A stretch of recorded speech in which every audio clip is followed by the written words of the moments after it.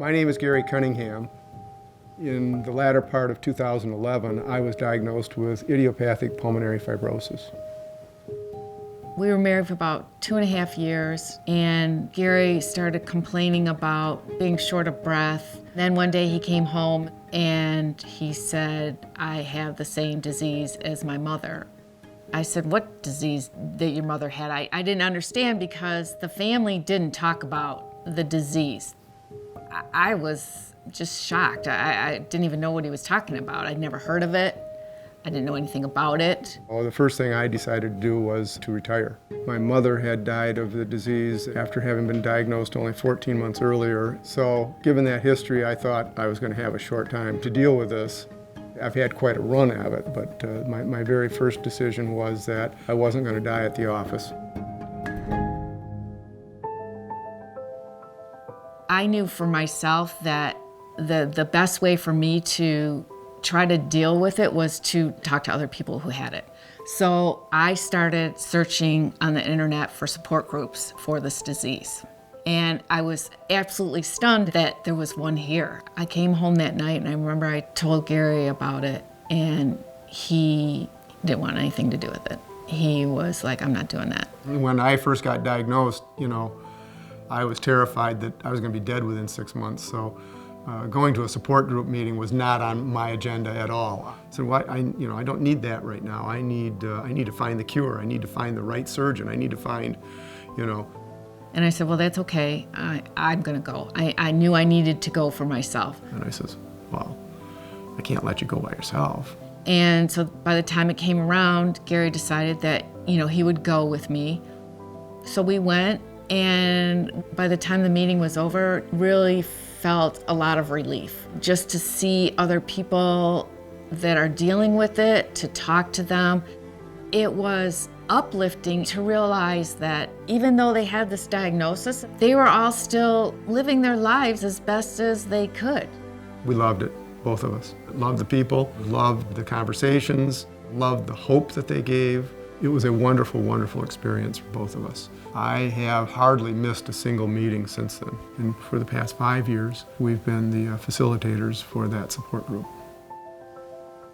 One of the hardest things about this disease is that people don't know what it is, and they don't understand what you're going through or what the patient's going through, because when they see them, the patient can look perfectly fine to them, but inside, their lungs the capacity is diminishing, they're becoming more scarred, and as that happens, they have a harder time breathing, harder time doing just normal things, and it's hard as a caregiver to watch that. There's a very real possibility that, Gary's life might not be as long as mine. And, I have to deal with that. As a caregiver, you need to take care of yourself first, because you need to be in the best shape yourself to be a supportive caregiver. This disease affects the whole family. It's hard to watch somebody not be able to do the things that they used to be able to do. As a caregiver, the best thing that you can do is be supportive, learn as much as you can about the disease and the progression, and be flexible to adapt to that. You have to learn to adjust to the disease, I guess, is the best way to say it, because you're not in control of it. Gary and I rarely even sleep in the same bed together anymore, because, he starts coughing sometimes, and he doesn't want to wake me up. He'll go downstairs and sleep on the couch because he can prop himself up, and it helps him sleep better. So it's just stuff like that, the little things, but we haven't let it get us down, and we just keep moving forward. There is no normal, really, with this disease. Everybody's experience is different. You need to become proactive with this disease process. Don't just sit and let it take you over. We can go to support groups. We can do pulmonary rehabilitation. We can get involved in clinical trials. Become active in the Pulmonary Fibrosis Foundation. There's many, many ways to be proactive on this.